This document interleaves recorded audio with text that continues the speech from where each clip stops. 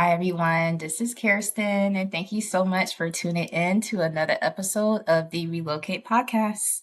So, today we have Adriana. She is based in Baltimore, Maryland, that is in the US for all of my lovely people who are tuning in and never heard of Baltimore. We're going to talk about a lot of that today. She is a professional, currently serving as a consulting manager for an organization dedicated to improving educational outcomes. She's also a Spelman grad, or she is pursuing a doctoral degree at the University of Maryland, Baltimore County. And let me tell you a little bit more about Adriana because y'all know I love sports, and I may or may not have mentioned a few times how much I love football, American football, that is. I'm a proud Eagles fan. I got to add that in there. Fly, Eagles, fly. Adriana, she is a huge Baltimore Ravens fan. She is the proud creator and co founder of Black Girls Love Football, which is an inclusive platform that highlights Black women who analyze, coach, play, and love American football. She makes it very easy for people to connect online and in person. It's going to be a global brand here before we know it. So, everyone, we have Adriana. How are you today? I'm doing well. How are you? Good, good. Was there Good. anything that I missed out on? I just want Mm-mm.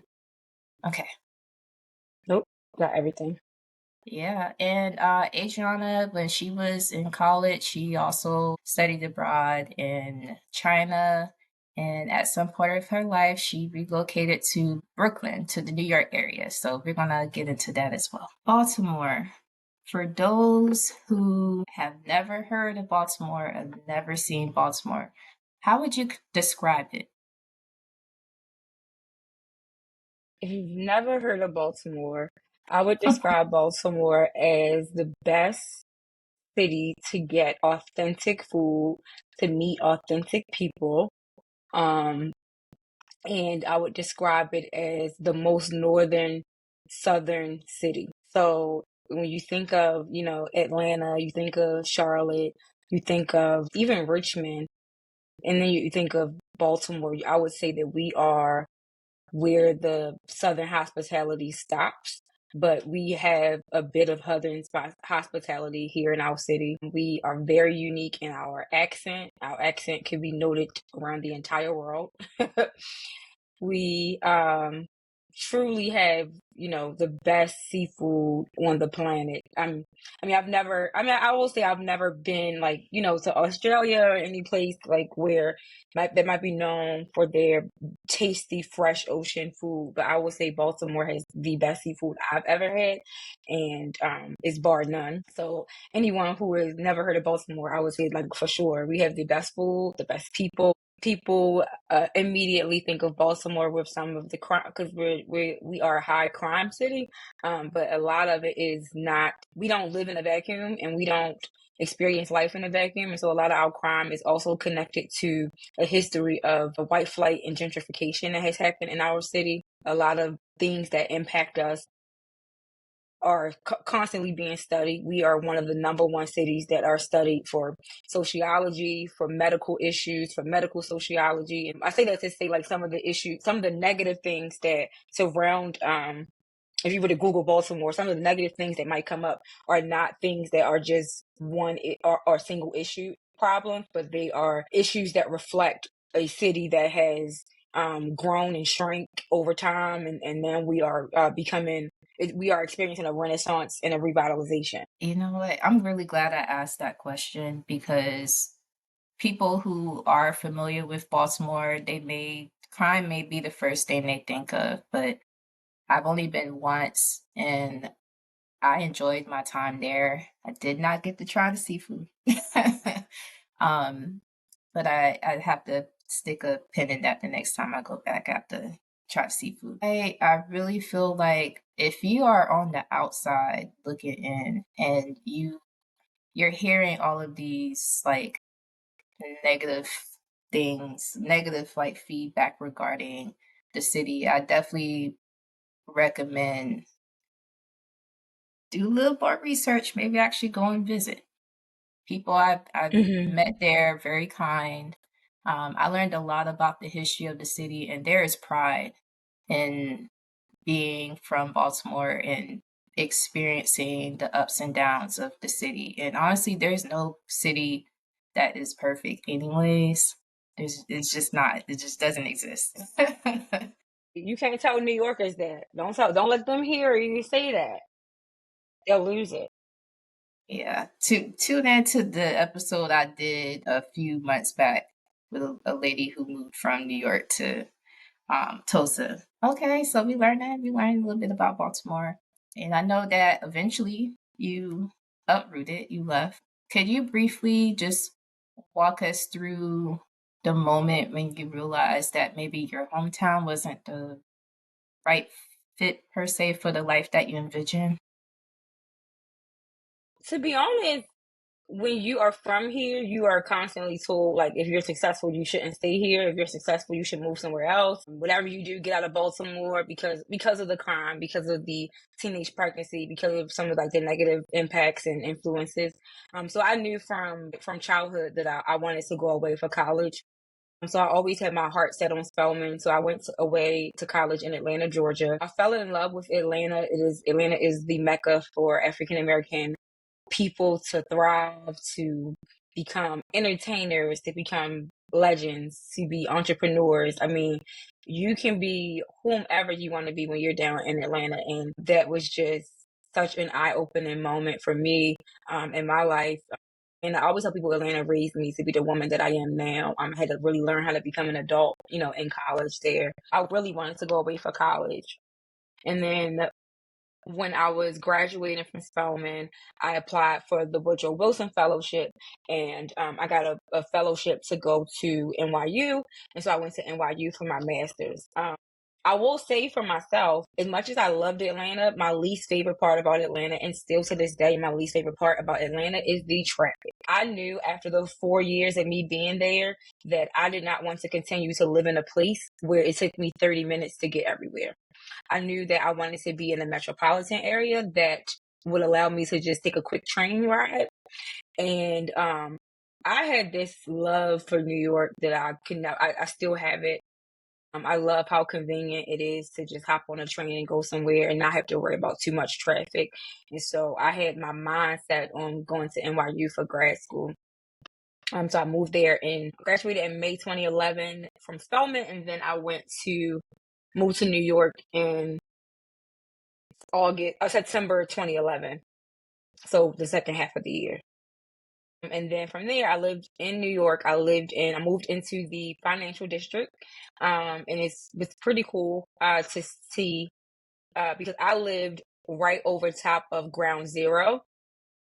So my bedroom, every night uh, I would hear them building the tower that they built. So it was pretty cool. It's pretty cool now to go back and see like all of the hard work that the construction workers were doing, while I was living there.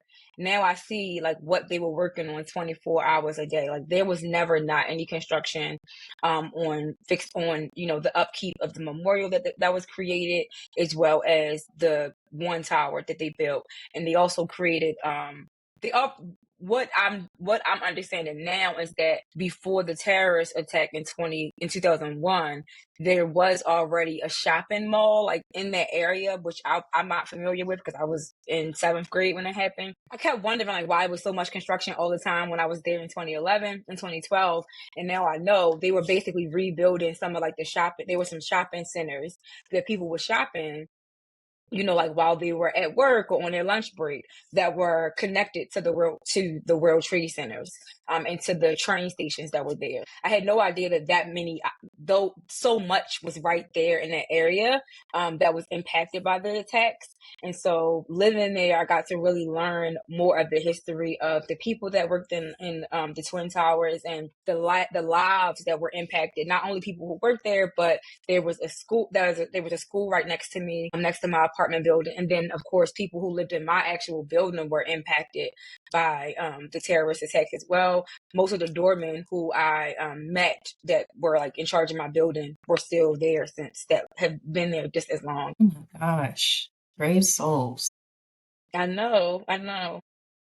Considering like the impact of that moment, I mean, that's one moment I feel like I'll never forget. I was in class. I was in class and the TV was not on and we were learning, and then all of a sudden the TV just turned on and I thought I was watching a movie until I found Yeah, out it that was was a pretty movie that was real devastating. life. Yeah, yeah. Um, but I didn't know that about the shops. Dang, and I've been to New York like 3 times. But New York is big. It's Yeah, like you it's can't a just mall. It's an underground mall that they built, like that they redid, that was right, like connected to like the that whole like area. goodness. I bet that But had to because be of the scary. pandemic, yeah, and because of the pandemic, like the mall hasn't done well, so they I think they closed it now. I know. Um, Pandemic has really affected everybody. Okay. It really has. But I sense the enthusiasm when you talk about New York. Like that was your that was your jam when you were there. Yeah, it was my jam. It was definitely my jam. I got to experience life on the fast side and teaching like people like you gotta hurry up and get on the train or you gonna miss it, or like you gotta walk fast. If you don't walk fast enough, you're gonna get ran over. So it was definitely my jam. But I moved back to Baltimore in 2012 because New York was just way too expensive for me to live, and I think Baltimore was the perfect mix for me of fast city and slow city. And so when I moved back to Baltimore as an adult, if you would have asked me the question about Baltimore in 2010, my answer would have been completely different.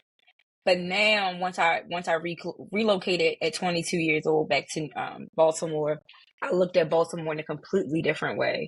I was very excited about being home, seeing the newly renovated neighborhoods, which also like is something to talk about as well, because I fell in love with. We have a newer area in our downtown called Harbor East, and no good thing goes without a sacrifice. And so, my father is really into politics here, and so am I. As much as like it's so many beautiful places here. A lot of those places, in particular, Harbor East, was housing projects, and people were forced out of their homes and displaced because it was a waterfront property, and unfortunately, they were promised that they would be given the jobs in those restaurants and the hotels that were in the area, but they weren't. So where there used to be housing projects, they are now the Four Seasons Hotel, the Marriott Waterfront, million dollar condos, $1 million apartments.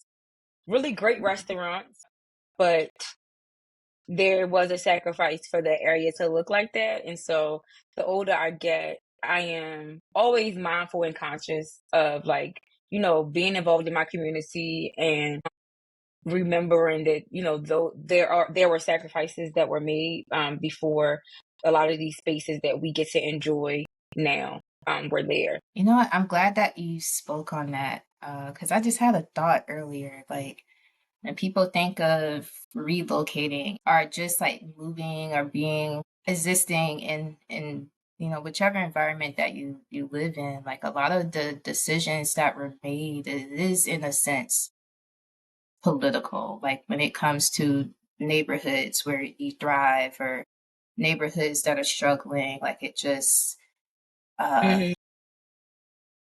Hmm. yeah, everything is really about politics, from our ability to choose where to go, the price that we pay to be in a certain area, like why New York is so expensive versus living in Baltimore. Like all of that is political in a sense. It is. For sure. And urban projects being updated or demolished and turned into new neighborhoods. That all started somewhere. from a political standpoint. Yeah. So, And it was for cheap too. It was like a couple dollars for millions. you know what? I feel like I've seen something, maybe it was just floating around on Instagram or something of the nature about homes in Baltimore being $1. Is that even true? Is that part true? Yes. So we do often have programs. One program came out last year where you could purchase a home for $1.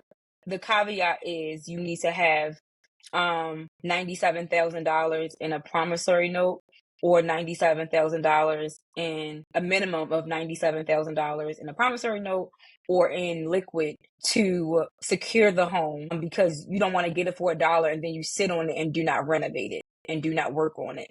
So most of the homes that you're purchasing are dilapidated. It's like a frame of a home, if you will. So it's worth the dollar. It's worth the investment. The problem is, you know, people can do that, and then there are still other socioeconomic issues that are not being addressed in our city and in lots of cities across the United States. So you can purchase these homes, you can move into these neighborhoods, but it's not guaranteed that the crime will change because we still need jobs here in Baltimore. We still need better education. We still need living wages. And so I think the biggest problem honestly here is like if we had a stronger education foundation and stronger priorities towards education and mental health, a lot of the problems that we have here they wouldn't disappear, but they would be addressed and leveled out. So that's one of my focuses in my PhD program is looking at one of the reasons why I'm getting my PhD is I'm looking at how ADHD is experienced amongst Black boys in Baltimore compared to how it's actually diagnosed and how it is used as a weapon against them instead of being diagnosed and addressed with through food issues, through actual behavioral health therapy, or through medication. So Right. I will say Wow. like yes, I will say like yes, the houses were $1, but they're in neighborhoods where you don't have a supermarket, and the mayor doesn't have a plan on forcing supermarkets to come back in that neighborhood. One huge example is the area where the home was $1. It's in an area where they let a business developer come in, get a great discount.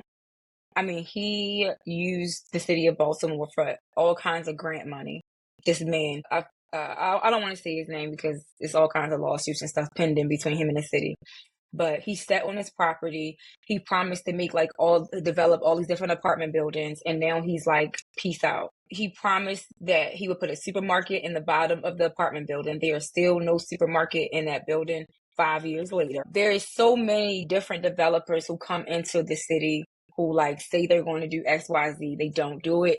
They take money from the city and they just bounce. Target did that to us. Target was in the neighborhood where Freddie Gray was murdered. Shortly after the riots happened, Target left. And Target left with more years on their lease. And they tried to say, oh, it's because people were stealing. People were stealing at all of their Target locations. And the city and the city could have forced them to stay or sued them, but they didn't. So now in most of the areas in Black, so Baltimore was very segregated.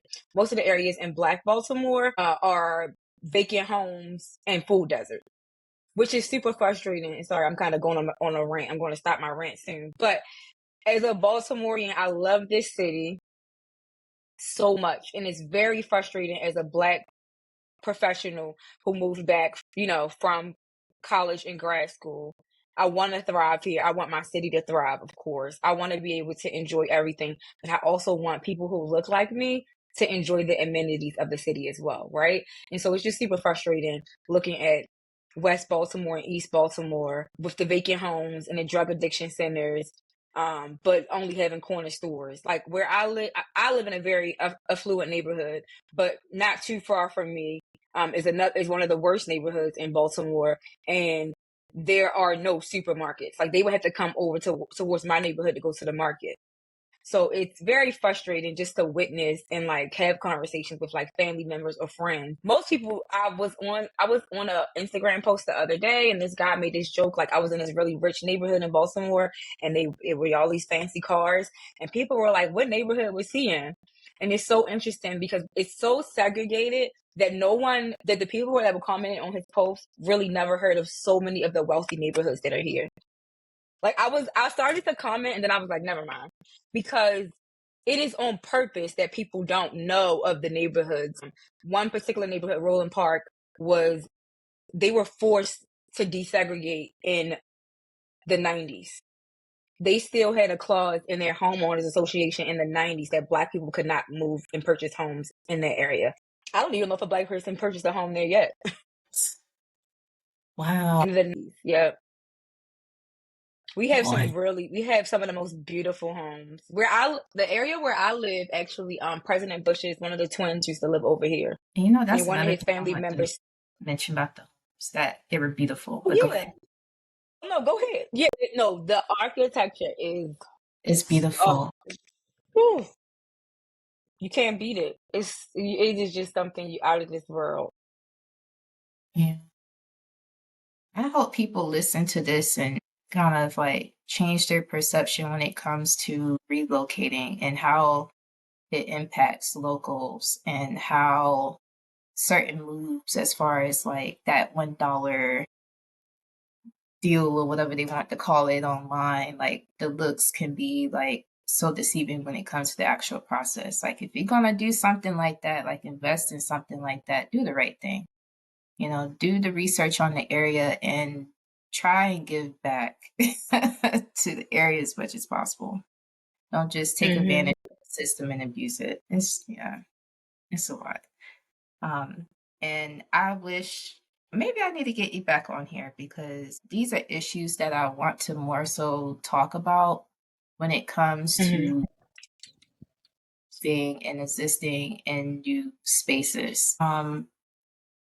Earlier you mentioned that, you know, you have that pride when it comes to moving back to your hometown, and I feel like you mentioned the word excited. That was a term you used to describe relocating back home. I've had people in previous episodes who moved back home and they were not excited about the thought of that. It kind of felt like to them they were failing in a sense. But correct me if I'm wrong, you didn't have like those same sentiments, right? It was more so of like, I'm excited about moving back. Yeah, no, I never felt that way. Because I also never gave a damn about what people think. Um, but I'm not saying the people that felt that way do.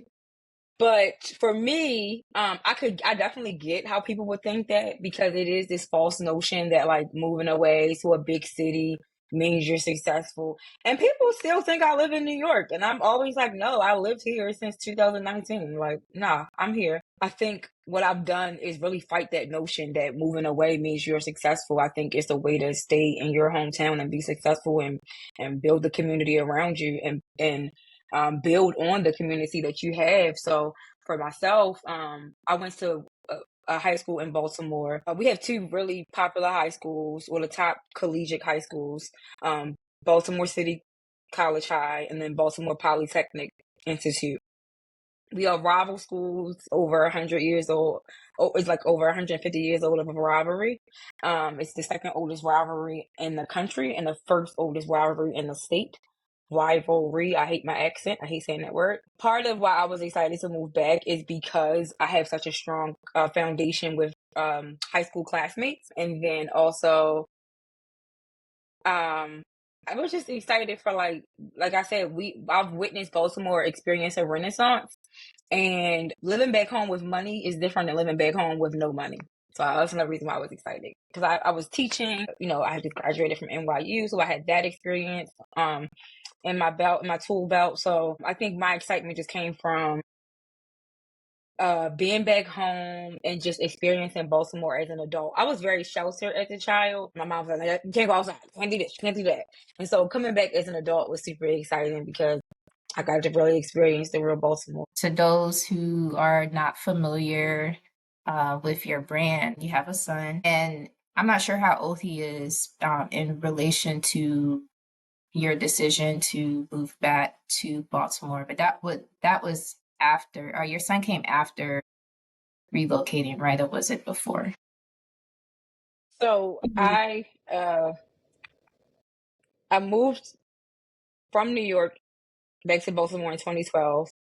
And then I had a long distance relationship that turned into a real in-person relationship. I got married in 2014.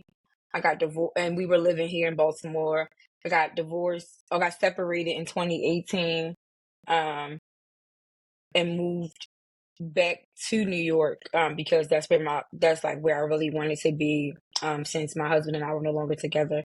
I found a really dope job teaching up in New York, and I was like, oh, I'm going to be like on my Sarah Jessica Parker, Kim Cattrall, moved back to New York post separation. So I moved to New York, back to New York, but in Brooklyn this time, not in Manhattan.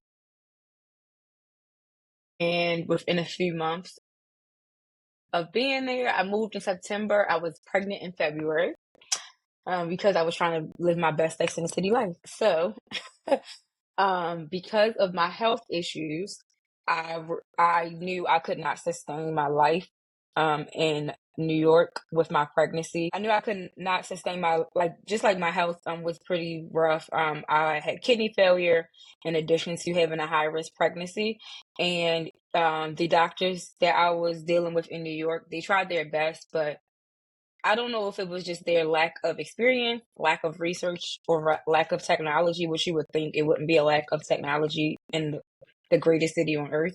But they were not ready for me. They were not ready to really truly take care of me. And one doctor said out of his mouth that I should go back to Baltimore and go to Hopkins. And I said, you know what? I sure will. So in June of 2019, I moved back home, and I connected with my maternal fetal health medicine doctors here, at Johns Hopkins, and they took really good care of me and my son. I got my transplant there in 2021. I had my son there in 2019. And so I will say another reason why, if you want to come visit Baltimore, or if you ever need any type of health issues addressed, Johns Hopkins Hospital and Johns Hopkins University is one of the number one institutions in the world, and we have lots and lots of people that come from all across the globe to come seek health treatments here, or complete research. So yeah, I moved back here and had my son in 2019 after I spent 6 weeks in the hospital waiting for him to be born. And then he was born early, 27 weeks and 3 days. And so he spent close to 6 months in the NICU before he came home.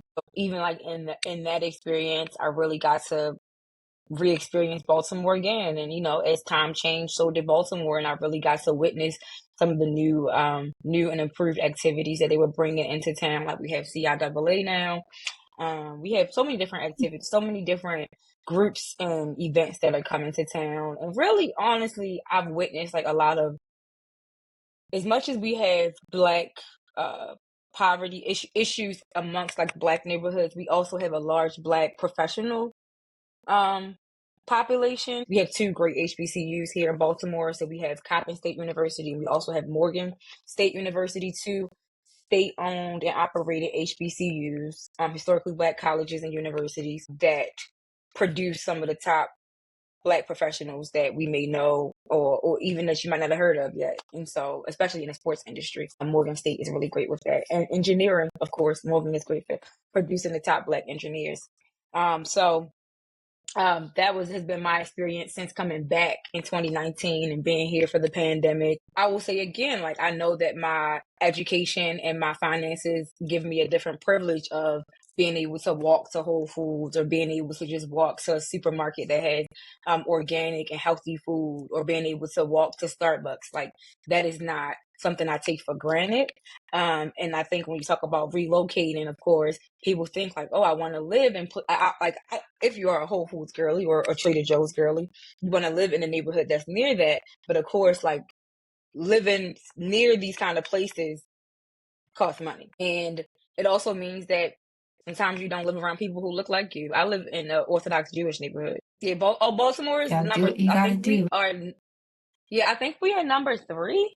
I think it's the third largest population of Orthodox Jewish community, but it's either number 2 or 3. So it's super diverse where I live, but it's mostly like like on a Saturday it's quiet because everyone's walking or worshiping. On a Friday night, Saturday is it's very much dedicated to supporting the Orthodox Jewish communities here. I want to go back to the challenges that led you, well, the challenges that led you back to Baltimore, because number one, girl, you almost made me cry. Number two, I'm so glad that you're here, and I'm glad that your son is here, and I'm glad that that passion is there. Like we've heard it earlier in your work and the things that you're doing with your degree program as far as healthcare is concerned. I'm glad that you've shared your story, and I'm sure that's definitely gonna touch a lot more people.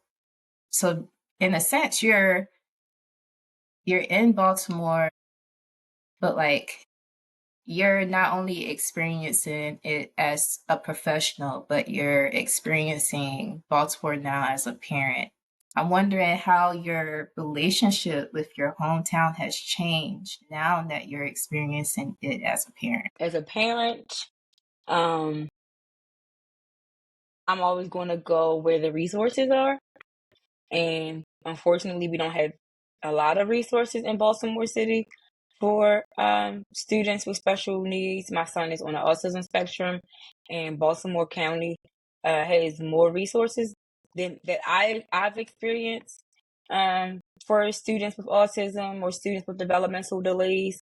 So as a parent, it's definitely changed my relationship with my city in a way that I'm always looking for opportunities for us to do something fun and engaging, but also I'm always looking for places where my son is supported, whether that's certain restaurants, certain public shared spaces, and of course the school system, of course, activities like soccer, swimming, uh, after school programs. I find that they're more accessible for me in Baltimore County than they are in the city. I also live on the city county line, so I'm in a very unique spot. If I walk this, like I literally live like right on the line. Like my apartment complex is separated into a city and county. So if like Wow. someone calls 911, depending on what part of the complex you live in, Baltimore City will come out or Baltimore County will come out. Wow. I know, it's pretty cool. It's Yeah. pretty cool because it's cool because it gives you access to things that it gives you access to both resources in the city and the county. But like I mentioned before, of course, resources are connected to tax dollars. Tax dollars are connected to housing, property, um, and because we have so many vacants in the city and not a lot of jobs, the resources are in the county right now. You are giving us gems, like just different things to be mindful of when it comes to where you stay. Mm. Okay. I Yeah, will thank say you. for me, I live like right in like I live in a really I love my neighborhood. I really never want to move from over here. I want to purchase a multi-unit for my first purchase so that it gives other people opportunities to live there and like I could make profit from it. But where I live now is perfect because I'm 15 minutes from downtown. I'm 15 minutes from like going to Marshalls and TJ Maxx and all that fun stuff, and Trader Joe's. So like I think where you live, you definitely want to be as central as possible. But if you like quiet, you want to kind of be as quiet as possible too. That's kind of why I'm on the outskirts of now that I think about it, I'm straddling that fine line between two counties too where I live. And it's very peaceful and quiet where I am. What Very area are you in? So I'm in Austin, Texas. Nice. Yeah. So yeah, I love it here. I love at least where I am. Like it's quiet. I am within walking distance of a park, which I did not know until I settled like where I am now. And now I could just walk outside my home and or my apartment and just get on a little 3 mile trail. It's pretty nice. But like Come to on, 3 Mile Trail. yeah. But yeah, just a little another idea for anyone who's like wondering if you're moving to a big city, you might want to look on the outskirts or at least like along county lines. I mean, it definitely gets a little hazy when it comes to voting, but Mm. yeah, I mean, I haven't had a bad experience yet, other than my place getting flooded. But yeah, we gonna talk about that later. Talk about that another time. Now I want to get into your brand a little bit because you've amassed an online community of what over 10K supporters on Instagram and Threads. Like you're really doing a lot of great things, and I'm glad that I discovered you because I love football. I live in a city that doesn't have an NFL team. I feel like I spent most of my life in places that don't have an NFL team, even though I'm a huge NFL fan. Did that brand come about when you were in New York? Did it come about when you moved back to Baltimore? So I actually always, always loved sports. I always loved football. And so I actually created Black Girls Love Football in 2023. Wow. It came out of a need that I noticed, where Black women in particular were being attacked online in the comment section. I've been attacked several times via DM or in the comment section. And I just thought it was really important to create a page that showcased Black women who either spoke about sports, um, were sideline reporters for football, whether they were giving their own analytics, whether they were interviewing players, whether they were doing a podcast. I wanted to create a space where they were being highlighted and showcased. Um, Never did I think community, never did I think, oh, I can connect with other women this way. I just saw that like we didn't have a safe space to talk without being attacked, and I created the Instagram page. I created the Threads account in August, and I posted, I'm looking for women who love football, and like thousands of women responded and connected, and from 100 followers to 1,000 in like 2 days to 5,000 in like a week, and then before I knew it, now we're at almost 13,000 on Threads. I have a group chat that I created on GroupMe. I have merchandise I started selling back in November, and I try to constantly create a safe space for all women to discuss football. I will say with the election, I got a lot of feedback from some, not a lot, I got feedback in a few DMs from some Black women who felt like I was being too nice to allow other women in my space. And I'm like, hey, at the end of the day, I know what being an agitator and an advocate looks like. And I have white women in my space, Asian women in my space, Native American women, Latinx women, Middle Eastern women who I meet all the time, who understand the power and the privilege, and also understand the strifes that Black women face, but also love football and want to have conversations and community too. And I'm not going to exclude them from having a conversation with me or jumping on Threads with me. I'm just not going to do that. And so I said to those women, okay, I understand how you feel, but you can start your own group if that's you know what I mean. Like, you can start your own group, but I'm never going to shun people. I actually, in a GroupMe conversation about a month ago, the topic came up about things from the current president, and I think somebody said something about, and it could have been me saying something about people who voted for him being stupid. And this lady decided to ask me in front of everybody in the group, in front of 100 and something people. She sent 5 paragraphs explaining why she voted for him. She explained that she was offended that I said they were stupid, and she would hope that I would think they weren't stupid, and she went on. I would say she went on for 3 paragraphs. So I responded and I said, you know what? I I'm sorry if you were offended. I don't think that voting for him should be synonymous with being an idiot. I don't. I said, I know that some people truly do not support abortion. I know that there are some women who do not support abortion and some people who voted for him with single issues. I said, I know people who are staunch Republicans and you just cannot see yourself voting for a Democrat, even despite not agreeing with Trump's policies. I say, so but what you will know is this group, in this particular group, trans rights are human rights, Black rights are human rights, everyone belongs. Immigrant rights are human rights, and everyone is welcome.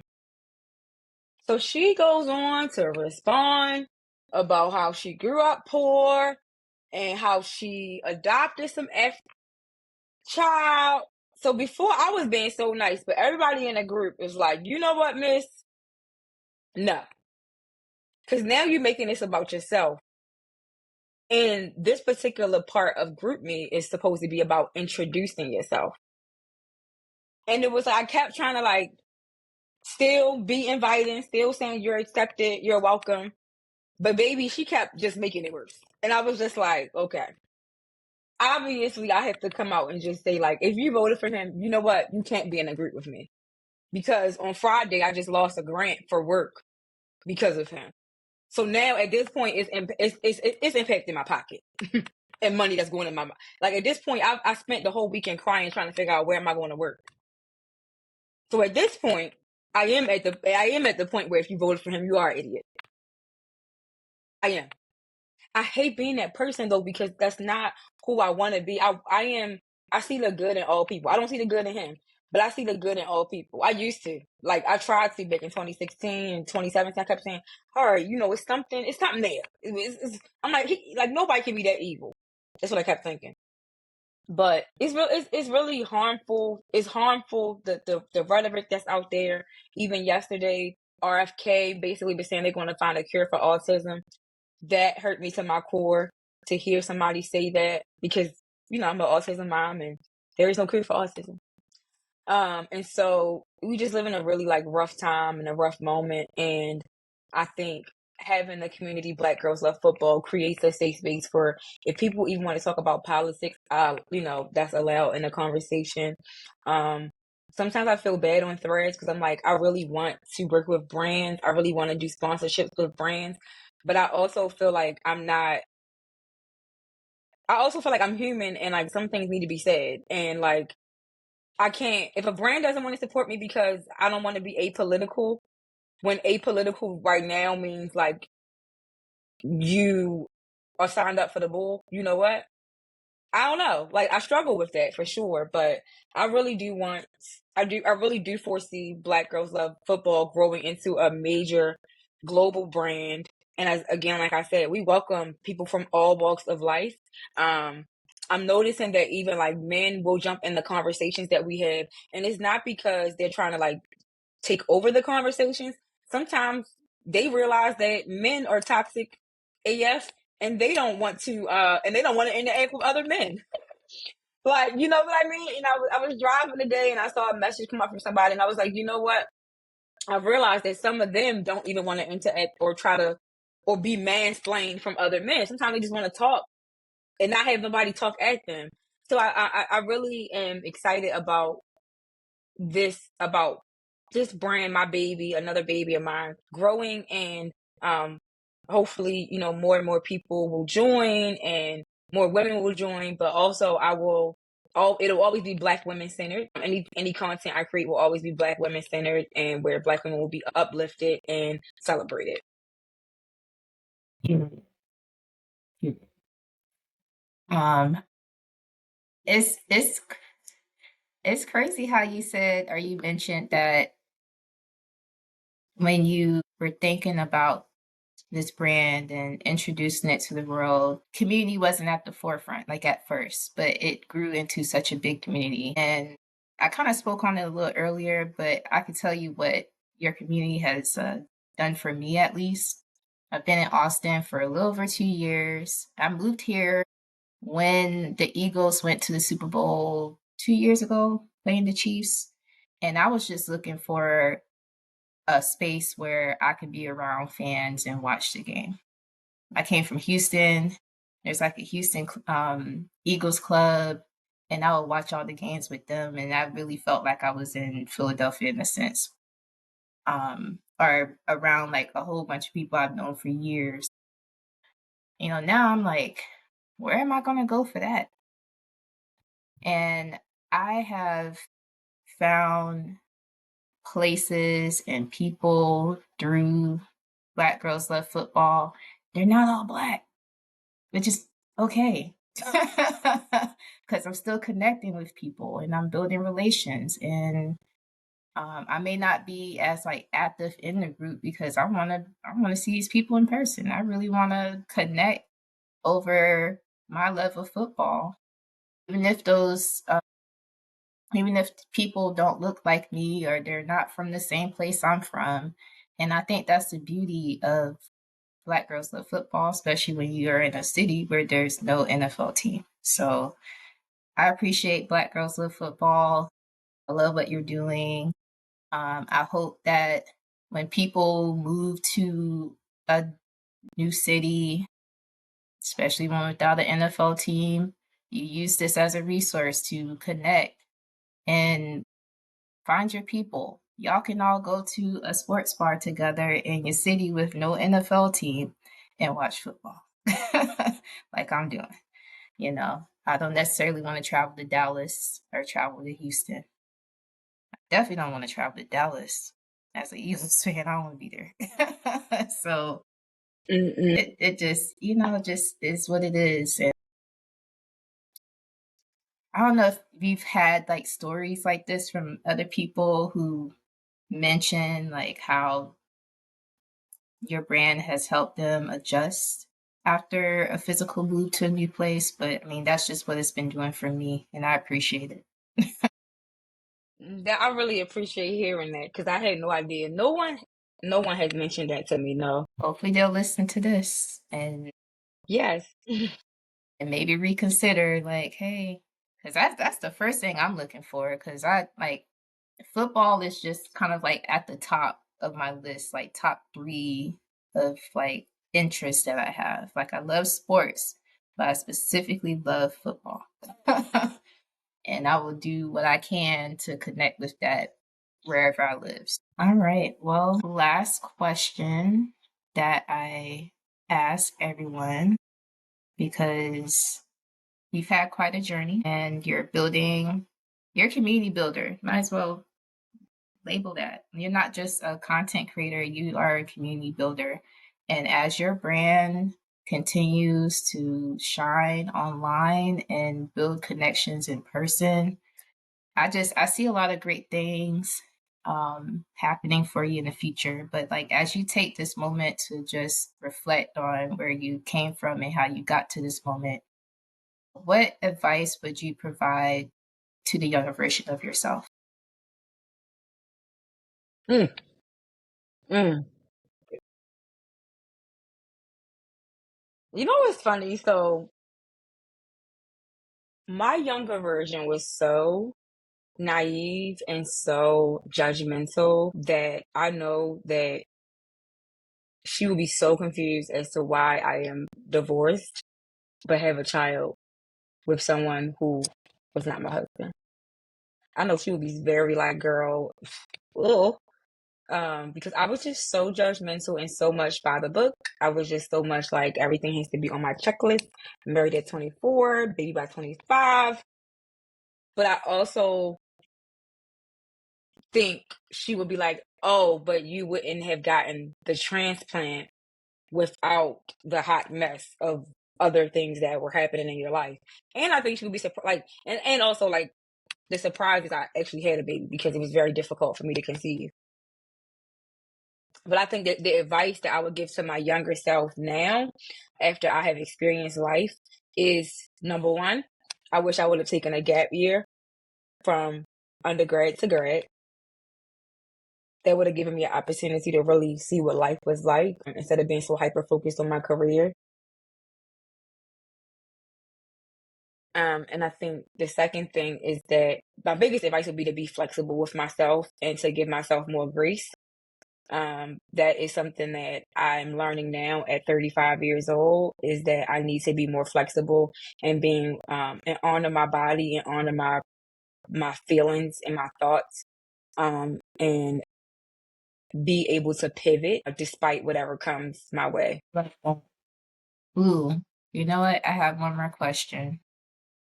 Because a lot of this conversation was all about Baltimore. People who are from Baltimore mentioning, like, hey, in order to succeed, you got to leave Baltimore. Um, you left, you came back with your success, and you made it into something bigger. Like, what would you tell someone from your hometown who has similar expectations about leaving that you once had?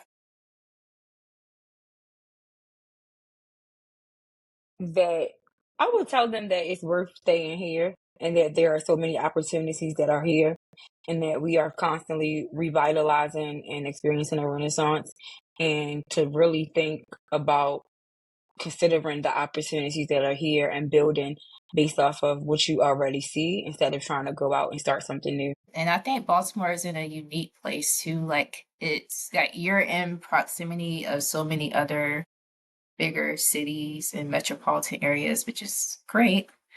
Mm-hmm.